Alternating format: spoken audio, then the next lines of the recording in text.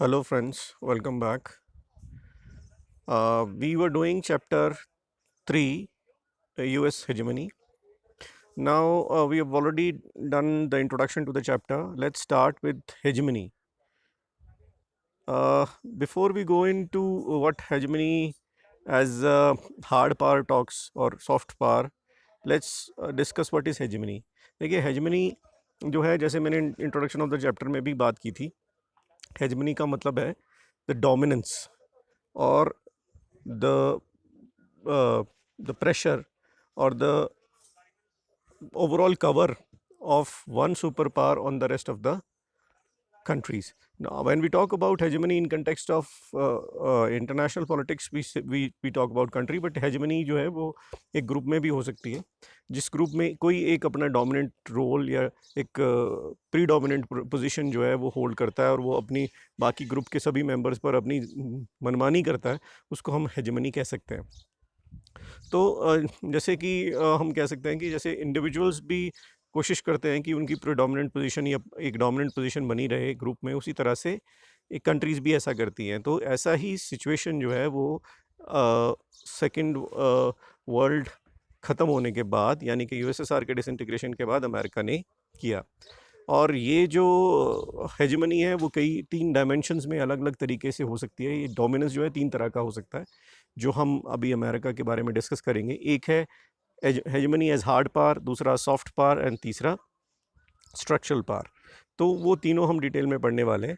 और अगर हम बात करें कि यूएस हेgemony शुरू कहाँ से होती है, तो जैसे हमने पहले भी बात की थी कि यूएस हेgemony जो है वो स्पेसिफिकली अगर हम बात करें तो हम कह सकते हैं कि after the disintegration of USSR शुरू हुई, लेकिन ये 1945 ऑनवर्ड्स ही शुरू हो गई थी, लेकिन ये एविडेंट नहीं थी या क्लियर नहीं थी, इस्टेब्लिश नहीं थी.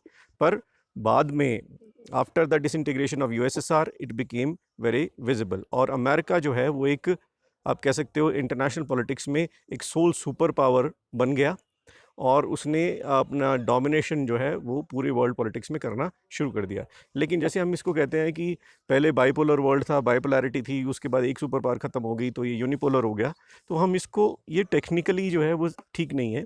उसका रीज़न क्या है कि ये जो है एक जो कॉन्सेप्ट है फिज़िक्स का, पोल का, उससे डिराइव्ड कॉन्सेप्ट है बाइपोलर. तो ये इनएप्रोप्रिएट है कि अगर हम ये कहें कि वर्ल्ड में सिर्फ एक एक ही पोल है. Technically, whenever there is a pole, it has two ends. So one pole with one end is not technically correct. So now let's move on. We have जैसे मैंने बात की थी, we have 3 different dimensions of hegemony. The first one is hegemony as hard power. देखिए, जब हम hard power की बात करते हैं, हेgemony एज हार्ड पावर की बात करते हैं, तो ये जो हेजमन वर्ड है, पैसे तो जैसे हमने बात की थी कि ये इसका जो ओरिजिन है वो ग्रीक से है, क्लासिकल ग्रीक से है. और उस वक्त इस वर्ड का मतलब था प्रिडोमिनेंस ऑफ वन स्टेट. और ओरिजिनली जो था ये एथेंस का जो डोमिनेशन था बाकी स्टेट्स के ऊपर, उसके कंटेक्स्ट में इसको यूज़ किया गया. और हेजमनी जो है वो एक तरह से उन रिलेशंस, पैटर्न्स और बैलेंस ऑफ मिलिट्री कैपेबिलिटीज़ के बारे में भी बात करता है कि how through relations and through military capabilities one country tries to be dominant and more powerful than the rest of the countries. Now if you remember, हमने initial chapter के beginning में we had talked about 3 stories about 3 people.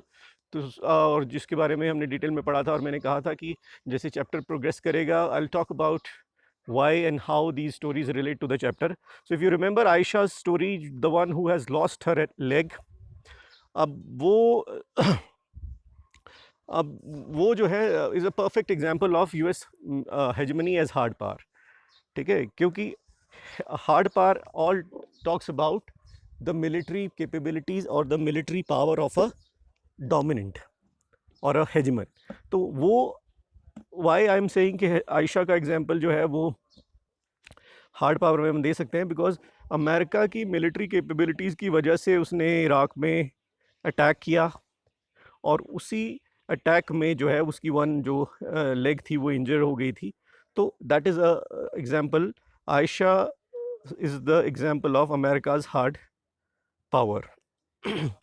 अब जो ये US की जो hard power है या जो मिलिट्री पावर है, ये क्या है बेसिकली? देखिए, इसमें हम कह सकते हैं कि इसकी जो सुपीरियॉरिटी है, मिलिट्री सुपीरियॉरिटी या जो मिलिट्री पावर है जो है, वो इसका सबसे बड़ा फाउंडेशन स्टोन है। अमेरिका का जो डोमिनेशन है, अगर हम बात करें मिलिट्री प्रिपेयरनेस के बारे में, तो अमेरिका के पास ये कैपेसिटी है कि वो दुनिया के किसी भी कोने में, किसी भी जगह पे, प्लैनेट पे कहीं पर भी बड़ी एक्यूरेटली और बड़ी लीथली इन रियल टाइम अटैक कर सकता है without you know getting their own forces into problem. उनके पास इतनी हाईटेक टेक्नोलॉजी है कि वो कहीं पर भी दुनिया में, इफ़ यू रिमेंबर, जो बिन लादेन जो था, अलकायदा का मेन टेररिस्ट था, जिसके लिए जो 9/11 के पीछे मेन मास्टरमाइंड माना जाता था, और उसको हंट करने के लिए अमेरिका ने एक ऑपरेशन किया था पाकिस्तान में, अबोटाबाद में। तो वो उसका एक एग्जांपल आप ले सकते हो, क्योंकि अगर आप उसके डिटेल्स के बारे में पढ़ेंगे या सुनेंगे, तो उसमें अमेरिकन जो ये ऑपरेशन था, इसमें पाकिस्तान की टेरिटरी में घुसे वो without the knowledge of the Pakistani army and the Pakistani government, और उनको पता भी नहीं लगा। उन्होंने पूरा वो ऑपरेशन किया जिसमें उन्होंने पूरा जो वो एरिया था उसमें अपने कमांडोज़ को भेजा, और बिन लादेन को पकड़ा, उसको वहीं पे मार दिया और उसको उठा के ले गए। और पूरा जो उसके इस पूरे ऑपरेशन का ना तो पाकिस्तानी आर्मी को पता लगा, ना पाकिस्तानी रेडार्स उसको डिटेक्ट कर पाए, और ना ही पाकिस्तानी गवर्नमेंट को कोई आइडिया था। और वो ऑपरेशन ख़त्म होने के बाद उनको पता लगा। हालांकि जो ये ऑपरेशन था, वो उससे करीबन 5 किलोमीटर दूर शायद उनका कोई आर्मी ट्रेनिंग का कमांड था, पाकिस्तानी आर्मी का, लेकिन फिर भी कोई उनको इन्फॉर्मेशन नहीं मिली। तो ये एक परफेक्ट एग्जांपल है, American hegemony as hard power को रिफ्लेक्ट करता है। और अगर हम बात करें यूएस डिफेंस बजट की, तो यूएस डिफेंस का जो बजट है वो इतना ज़्यादा है कि बाकी रेस्ट ऑफ द वर्ल्ड की 12 कंट्रीज़ भी अगर मिल जाए, तब भी हम उनकी जो आर्मी प्रिपेयर्डनेस है या डिफेंस बजट है, उसको हम कंपैरिजन नहीं कर सकते। अगर आप ये देखें, इस कार्टून में दिया है annual budget of 2004 defence budget. तो अगर आप देखें, एक तरफ यूनाइटेड स्टेट्स ऑफ अमेरिका के लिए एक मिसाइल ब्लू कलर में दिखाई गई है, इसमें 455.9 बिलियन यूएस डॉलर्स जो है अकेला यूएस खर्चता है। जबकि रेस्ट ऑफ द वर्ल्ड की अगर हम बात करें, तो उसमें Spain, Australia, south Korea, India etcetera, ये लगभग 12 कंट्रीज़ हैं, वो कलेक्टिवली जो है 449.4 बिलियन यूएस डॉलर खर्चती हैं। तो आप अंदाज़ा लगा सकते हो कि उनकी आर्मी की टेक्नोलॉजी, उनकी आर्मी की प्रिपेयर्डनेस और उनकी जो जो उनकी तैयारी है, उसका हमारे लिए जो है एग्जांपल, हमारे लिए उसके साथ कंपेयर करना, कि या दुनिया की किसी भी कंट्री के लिए अकेले कंपेयर करना उसको, वो रिमोटली भी पॉसिबल नहीं है। फिर इसके बाद हम बात करते हैं कि काफ़ी ज़्यादा पैसा जो है अमेरिका अपना मिलिट्री हार्डवेयर और सॉफ्टवेयर की R&D में खर्च करता है। तो एक क्वालिटेटिव ही और क्वांटिटेटिव दोनों तरह का गैप जो है, वो अमेरिका और rest of the world countries में देख सकते हैं। तो इसीलिए वो एक अनक्वेश्चनड पावर है वर्ल्ड में, और इसी वजह से दुनिया की हर कंट्री उससे डरती है, और हम कहते हैं कि we are living in a unipolar world, और it's the time when we can say it's a time of US hegemony in the world politics. So, if we talk about the Iraqi attack, which was there and when Kuwait was captured by Iraq, तो उस वक्त उसकी उसकी कुछ कमज़ोरियाँ भी US इस aggression की या हार्ड पॉलिटिक्स की ये हाईलाइट करता है। जैसे कि वहाँ नो डाउट वहाँ पर वो एक पपेट गवर्नमेंट इंस्टॉल करने में सक्सेसफुल हुए, लेकिन वहाँ के जो लोग हैं वो अभी भी खुश नहीं हैं, और अमेरिका वहाँ पर कोई एक फ्रेंडली या पीपल फ्रेंडली गवर्नमेंट इंस्टॉल करने में कामयाब नहीं हुआ। बेसिकली क्या है कि जब भी कोई हेजमन किसी कंट्री को डोमिनेट करता है या कंट्रोल करने की कोशिश करता है, उसके 4 ऑब्जेक्टिव होते हैं उसको करने के। एक तो उसको जीतने के लिए कॉन्कर, दूसरा डेटर, तीसरा पनिश एंड चौथा पुलिस। तो अगर हम फर्स्ट 3 की बात करें, तो नो डाउट वो अमेरिका कहीं पे भी कर लेता है। कॉन्कर करना उसके लिए किसी भी कंट्री को मुश्किल नहीं है। डेटर करना, उसको धमका देना या डरा देना, वो भी मुश्किल नहीं है। पनिश करना, वो हमने देखा है इराक के केस में अमेरिका कर चुका है। लेकिन जब पुलिसिंग की बात आती है, मतलब वहाँ पर एक एस्टैब्लिश गवर्नमेंट को ओवरथ्रो करने के बाद जब एक एक गवर्नमेंट वहाँ एस्टैब्लिश करके वहाँ पर एक पुलिसिंग की बात आती है, उसको maintenance of law and order की बात आती है, वहाँ पर America has failed. Now we move on to the second type of hegemony, which is called the structural power. अब ये स्ट्रक्चरल पावर का आइडिया क्या है? It's very different from what we have done in military power और hard power. इसमें basically hegemon की एक dominant position in the economically और इन इन इन्फ्लुएंसिंग और determining the economic activities of the world जो है वो हम इसमें इंक्लूड करते हैं। Now if you see, just give me a second, I've lost the control where I was.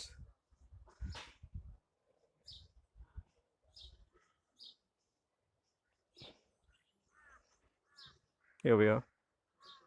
Yeah. So अब ऐसे में हेजमन जो है वो किस तरह का होना चाहिए? तो उसके पास ऐसी एबिलिटी होनी चाहिए और डिज़ायर होनी चाहिए कि वो जो पूरा ग्लोबल स्ट्रक्चर है उसको सस्टेन कर सके और सपोर्ट कर सके। अगर हम आज यूएस की हेजमनी की बात करें या स्ट्रक्चरल पावर, यूएस जो है एक बहुत बड़ी इकोनॉमिक पावर है। यूएस इज़ प्रोवाइडिंग, और दूसरी बात यूएस के पास ये कैपेबिलिटी भी है कि वो वर्ल्ड की इकोनॉमी को कंट्रोल कर सकता है। जैसे कि हम बात करते हैं SLOCs की, सी लेन्स ऑफ कम्युनिकेशंस। तो ये जो सी लेन ऑफ कम्युनिकेशंस हैं, these are the areas from where this merchant ships move from one place to another और फ्री ट्रेड पॉसिबल हो पाता है। और ये जो है बेसिकली ग्लोबल पब्लिक गुड्स जो है उनको हेजमन जब इनको कंट्रोल कर सकता है या इन्फ्लुएंस कर सकता है तो वो एक बहुत बड़ी स्ट्रक्चरल पावर हम उसको कह सकते हैं। अब ये पब्लिक ग्लोबल गुड्स क्या है? वो रिसोर्सेज जिनके इस्तेमाल से उनकी वैल्यू कम नहीं होती, जैसे रोड्स हो गए, ब्रिजेस हो गए। तो इसी तरह से दुनिया में जो इस तरह के रूट्स हैं उनके ऊपर भी हेजमन का अगर कंट्रोल होता है तो हम उसको कह सकते हैं एक स्ट्रक्चरल पावर है। जैसे कि हमने बात की सी लेन्स ऑफ कम्युनिकेशंस के थ्रू, तो ये काफ़ी हद तक अमेरिका की नेवल पावर इतनी स्ट्रांग होने की वजह से जो है वो इजीली चीज़ें जो है एक जगह से दूसरी जगह आसानी से मूव कर सकती हैं, राइट। सो पहले अमेरिका से पहले जो है ब्रिटेन की नेवल पावर बहुत स्ट्रांग थी और इसीलिए शायद वो लगभग आधी से ज़्यादा दुनिया पर अपना कब्ज़ा बनाने में और उसके ऊपर रूल करने में कामयाब रहे। लेकिन आज प्रेजेंट सिनारियो में जब हम यूएस को हेजमन बोलते हैं, एज स्ट्रक्चरल पावर बोलते हैं, तो ऐसे में अमेरिका की जो नेवल पावर है उसी की वजह से जितने भी ये जो सी लेन्स ऑफ कम्युनिकेशन हैं ये फ्री हैं या ईजीली एक्सेसिबल हैं to all the countries of the world. एक और एग्जांपल जो उसकी स्ट्रक्चरल पावर को हाईलाइट करता है वो है इंटरनेट। आज हम ये क्लास कंडक्ट कर पा रहे हैं, आप लोग ये वीडियो देख पा रहे हो और मैं इसको रिकॉर्ड करके भेज रहा हूँ, आप अपने घर पे बैठे हो, मैं यहाँ बैठा हूँ। This is all possible because of internet.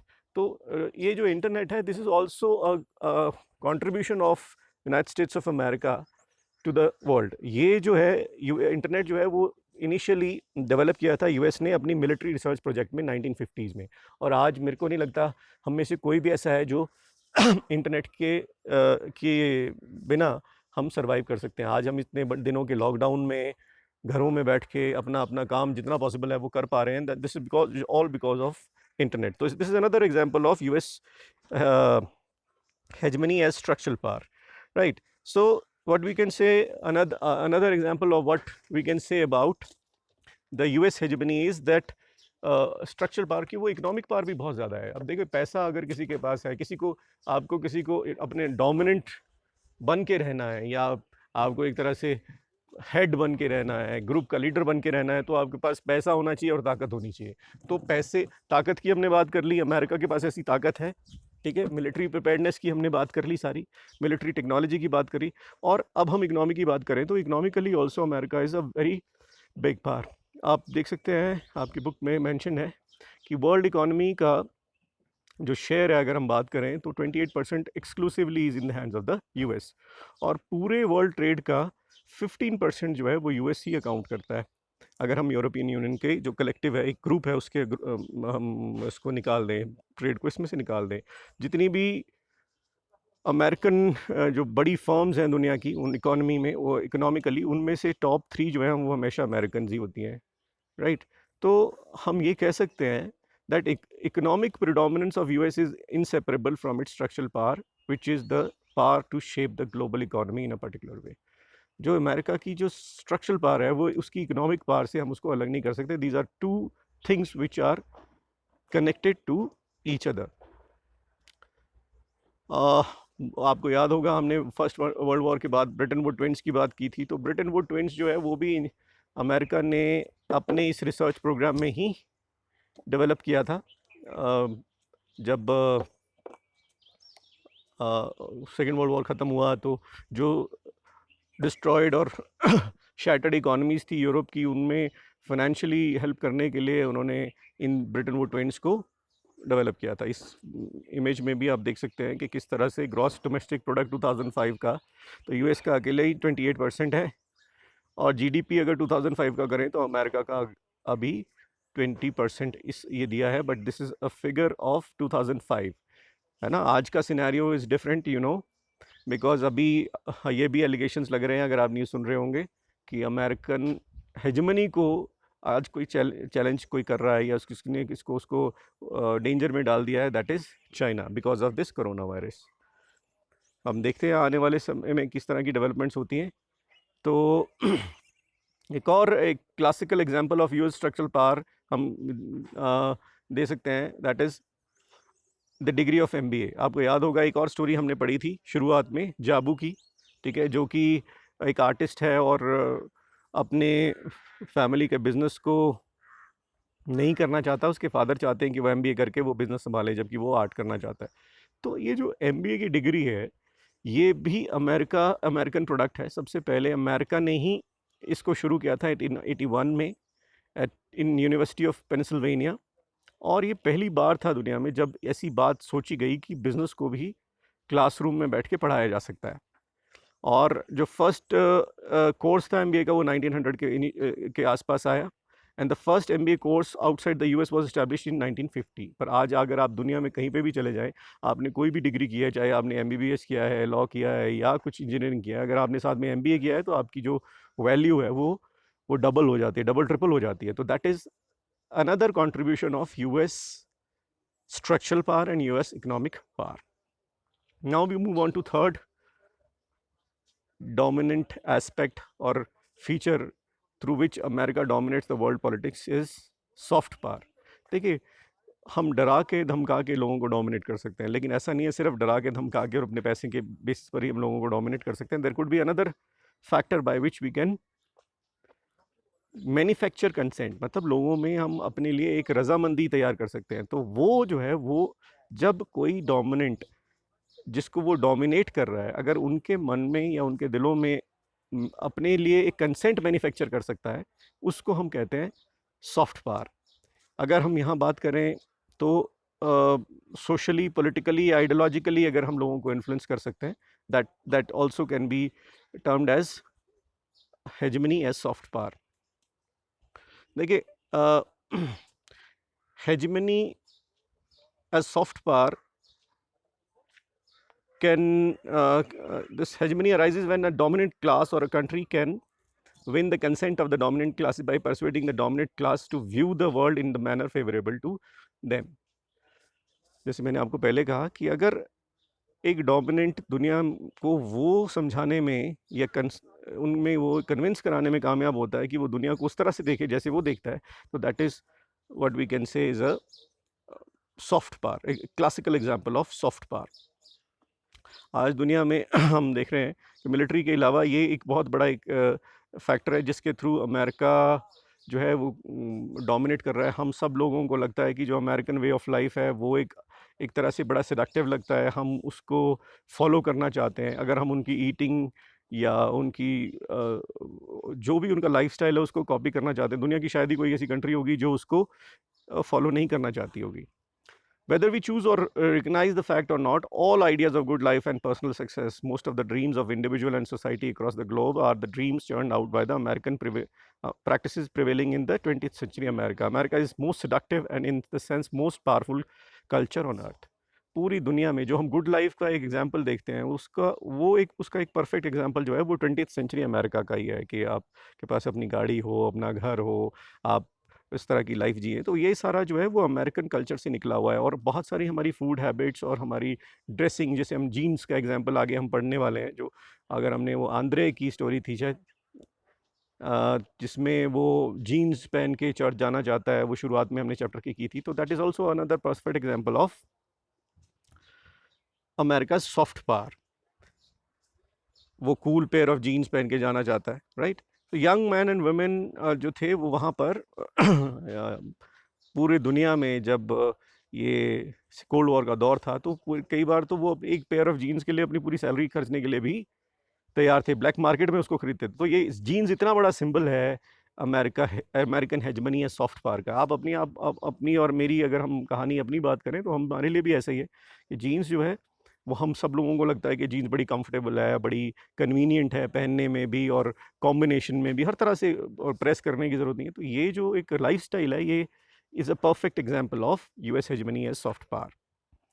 Now देखिए कई जगह पर ऐसा था कि अमेरिका जो था अपनी अपनी स्ट्रक्चरल पावर की वजह से, यानी कि अपनी इकोनॉमिक पावर और अपनी स्ट्रक्चर की वजह से डोमिनेंस इस्टेब्लिश करने में कामयाब नहीं हुआ, और कई जगह पर वो अपनी हार्ड पावर मिलिट्री पावर से भी लोगों को डराने धमकाने में या अपने डोमिनेंट पोजीशन इस्टेब्लिश करने में कामयाब नहीं हुआ। तो ऐसे में वो जो अमेरिका की जो जीत हुई है एज अ हेजमन, या वो अपने आप को इस्टेब्लिश कर पाया as an hegemon, this is because of the soft power. आप देख सकते हैं बहुत सारे ऐसे ब्रांड्स हैं जो आज हमारी डे टू डे लाइफ का बड़ा हिस्सा बन गए हैं, जिसमें पेप्सी और आपके KFC एटसेट्रा एटसेट्रा, इस तरह के जो ब्रांड्स हैं, these are all perfect example of America's hegemony as soft power. तो आज के वीडियो में इतना ही कि हमने तीनों डोमिनेशन हेजमनी के तीनों फेजेस की बात की, या तीनों एस्पेक्ट्स की बात की, हार्ड, स्ट्रक्चर एंड सॉफ्ट। आगे हम बात करेंगे constraints on American hegemony in the next video. So right now, take care and God bless you.